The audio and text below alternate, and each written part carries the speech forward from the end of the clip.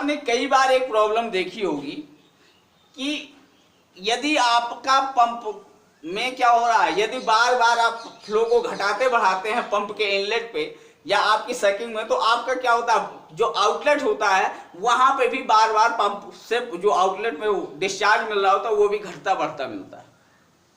आपने कई बार देखा होगा कि यदि आपके पंप के जो इनलेट है घर पे, यदि पंप में जो इनलेट है वहां से एयर और वाटर रुक रुक के आ रहा हो, यदि आपका वाटर रुक रुक के आ रहा होगा तो पंप के आउटलेट पे भी वही कंडीशन आपको देखने को मिलती है, वहां पे भी क्या होता है, वाटर रुक रुक के आना शुरू कर देता है। यानी यदि आप फ्लो को डिस्टर्ब कर रहे हैं, यदि आप अपने फ्लो के रेट को घटा बढ़ा रहे हैं, तो आउटलेट पे भी उसका असर पड़ता है। वो कितना किस तरीके से असर पड़ता है उसके बारे में देख लेते हैं। क्या देखना है अब हम लोगों को, हेड लॉस देखना है ड्यू टू रिड्यूस फ्लो।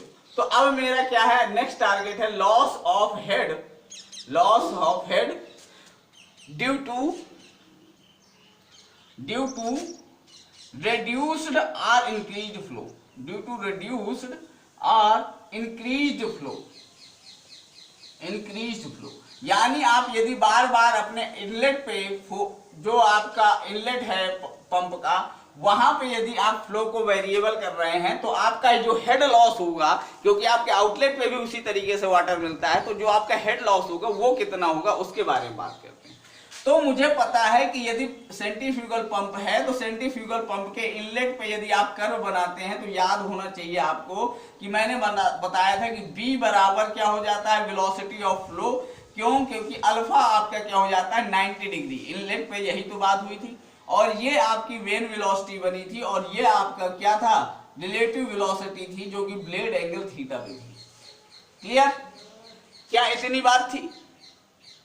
अब मान लीजिए कि आपने अपने इनलेट पे फ्लो को क्या कर दिया, रिड्यूस फ्लो की बात कर लेते हैं। यदि आपने इनलेट पे फ्लो को रिड्यूस कर दिया, यानी अब आप यहां पे ऑपरेट कर आपकी वेलोसिटी क्या हो गई, जरा चेक करिए, आपकी वेलोसिटी ये v डैश हो गई, v dash b of dash, यहां पे आपकी वेलोसिटी घट करके पहुंच गई। और यदि ये वेलोसिटी b ऑफ डैश यानी इतनी बची है, तो मैंने कहा था कि आपको यदि शॉक फ्री आपका यदि मशीन काम कर रही है तो आपका ये जो ब्लेड एंगल है थीटा हमेशा कैसा रहेगा, फिक्स रहेगा।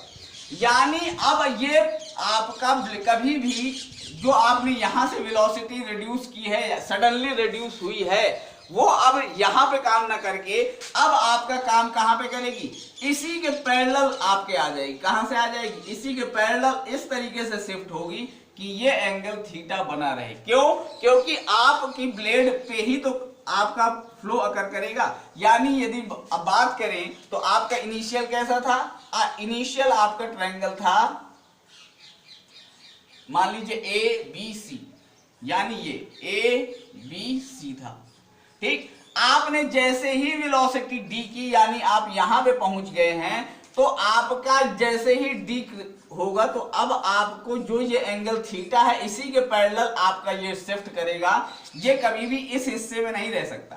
क्यों? क्योंकि आपका जो फ्लो होगा ब्लेड के अलोंग ही होगा, ब्लेड एंगल के अलोंग ही होगा, और यदि ब्लेड एंगल के अलोंग होगा तो ये पैरेलली अपने आप को शिफ्ट करके एक नई उसमें पहुंचेगा, और इसको मान लीजिए आप डी पे पहुंच गया, sorry A B C D E मान लीजिए, ठीक। तो आपका ये पूरा कितना था, यू,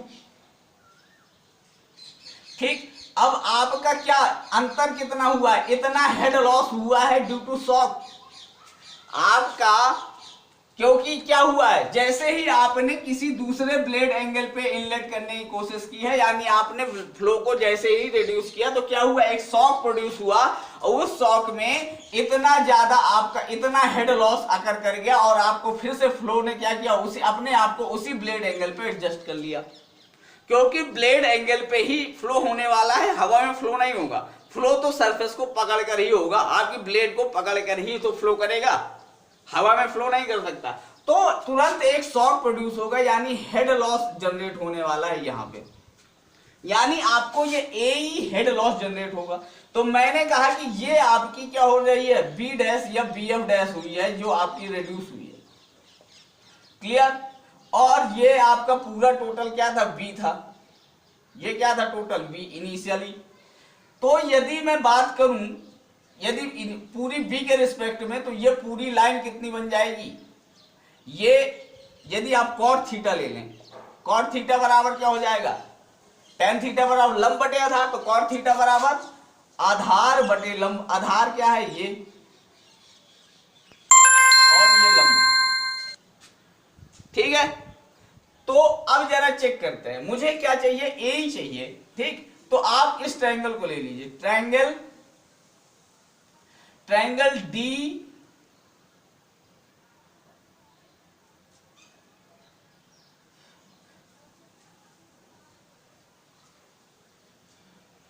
सॉरी आप ए की वैल्यू ले लीजिए, क्यों, क्योंकि आपको हेड लॉस निकालना है ना, आपको सिर्फ ये हेड लॉस चाहिए। हेड लॉस होगा क्या, ये हेड लॉस आपका ए ही तो है, ए ही तो ये वेलोसिटी है, ये कौन सी वेलोसिटी है, ए। आपको सिर्फ ये चाहिए ए, और इसको यदि ये वेलोसिटी ए मिल जाए तो हेड लॉस मिल जाएगा ए। या हेड लॉस किसके टर्म में, आप हमेशा वेलोसिटी को v²/2g के टर्म में लिखते हैं। यानी यदि आपको, आपका टारगेट है कि सिर्फ इतनी वेलोसिटी मिल जाए, क्या मिल जाए, इतनी वेलोसिटी आपको चाहिए। तो आप जरा चेक करिए कि यदि मैं कहूं तो ये वाला हिस्सा, जो ये पूरा हिस्सा है AC, तो AC को आप क्या लिख सकते हैं, तो मैंने कहा पूरा triangle, in triangle ABC cot theta बराबर आधार, आधार यानी AC और आधार बटे ये क्या हो जाएगा, लंब यानी BC। तो यहां से आप जरा यहां से AC निकाल लीजिए, तो AC क्या आ जाएगा, AC आपका आ जाएगा BC cot theta, BC cot theta, या कह सकता हूं V cot थीटा, क्या आ जाएगा, V cot थीटा, ठीक।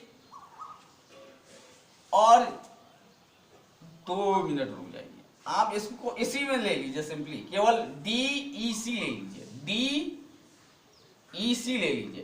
तो DEC लेंगे तो cot थीटा इसमें लगाइए, तो DC अपॉन EC आ जाएगा, DC upon EC।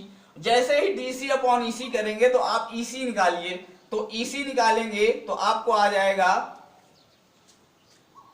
Sorry EC upon DC, cot theta बराबर आधार EC अपॉन ये DC, ये आ जाएगा। तो आप यहां से EC निकाल लेंगे तो EC क्या आ जाएगा, EC आपका आ जाएगा B डैश cot थीटा, क्योंकि मुझे A ही चाहिए, मेरा टारगेट क्या है, A ही गेन करना। यदि B डैश cot थीटा आ गया तो यहां से आप जरा चेक करिए कि अब यदि मुझे A ही चाहिए, तो यानी AE plus EC, AE plus EC यानी ये इक्वल टू है आपका AC, और AC क्या है आपके पास, AC तो U है, और H आपको चाहिए, EC आपने निकाल ली है, EC आपने क्या निकाली है, V डैश cot थीटा, यानी A यहां से आपका निकल के आया U minus V dash cot theta. Clear है। तो आपने रिड्यूस फ्लो के लिए तो आपने A निकाला, आपका A आया U minus V dash cot theta, कोई दिक्कत, ये आपने रिड्यूस फ्लो के लिए निकाल लिया। क्लियर। अब इसी तरीके से आप इंक्रीज फ्लो में देखते हैं हम लोग क्या होगा। तो जैसे ही इंक्रीज करेंगे आप फ्लो को, यानी अब आप इंक्रीज फ्लो में देख रहे हैं, तो आपका इनलेट डायग्राम तो अभी भी ऐसे ही रहने वाला है, यानी A, B और C, ठीक है। अब एंगल ये थीटा, और ये आपका क्या रहेगा, B बराबर VF, ठीक, और ये रहेगा U, और ये रहेगा आपका VR, ठीक। अब आपको क्या करना है, मैं कह रहा हूं कि अब आपने मान लीजिए कि आपका वेलोसिटी फ्लो क्या हो गया, इंक्रीज कर गया है, यानी अब आपने यहां पे वेलोसिटी दे दी, तो अब आपका फ्लो कहां जाना चाहिए, यहां पे, कुछ इस तरीके से। पर मैंने कहा कि कभी भी आपका फ्लो बिना थीटा ब्लेड एंगल, बिना सरफेस के तो फ्लो ही नहीं कर सकता। तो यदि बिना सरफेस के फ्लो नहीं कर सकता, तो आपका ये हिस्सा क्या हो जाएगा, तुरंत अपने आप को इस एज के पैरेलल क्या करेगा, अपने आप को सेट करेगा, और इस एंगल को थीटा ही क्रिएट कर देगा। यानी ये मान लीजिए आपका D है, और ये मान लीजिए E, यानी फिर से आपको एक हेड लॉस मिलेगा, यानी AE के फॉर्म में फिर से आपको हेड लॉस मिलने वाला है। क्लियर। आपको फिर से क्या चाहिए, एक हेड लॉस मिल जाएगा AE, ये AE हेड लॉस चाहिए। तो जरा चेक करते हैं कि अब इस बार क्या होने वाला है। तो आप फिर से ट्रायंगल, अब इस बार पूरा क्या निकालिए, पूरा ट्रायंगल ले लीजिए, ट्रायंगल DEC। फिर से हमें AE निकालना है क्योंकि यही तो हेड लॉस हुआ है। ये यू तो आपने जगह था, केवल यही एक्स्ट्रा पोर्शन आ रहा है, इसके बारे में बात करते हैं। तो AE फिर से निकालते हैं, तो यहां से निकालिए फिर से कॉट थीटा बराबर, तो ये कॉट थीटा बराबर आ जाएगा DC और upon EC, sorry EC upon DC, EC upon DC, cot theta बराबर आधार बटे लंब। तो यहां से DC निकाल लीजिए, तो यह आ जाएगा आपका, सॉरी EC आ जाएगा आपका DC कॉट थीटा। जैसे ही आपने DC कॉट थीटा निकाला तो ये DC आपका है कितना, ये आपका कुछ वेलोसिटी है जो आपने चेंज करके दी है V डैश, ठीक। तो ये हो जाएगा आपका V डैश कॉट थीटा, ठीक। अब आपको वही पुराना, आपको AE plus AE plus EC बराबर आपका है EC, ठीक। AE कितना है मुझे चाहिए, और ये है आपका EC आपका है V डैश कॉट थीटा, और माइनस में जाएगा उधर AC, तो AC कितना है U, AC यही तो है U, ठीक। तो आपका AE इस बार आ गया ये, यानी आपका रेड्यूस फ्लो में आपका AE कितना आया था, तब आया था U minus V dash cot theta, और ये आपका तब कब, ये जब आपने इंक्रीज किया तो ये आया।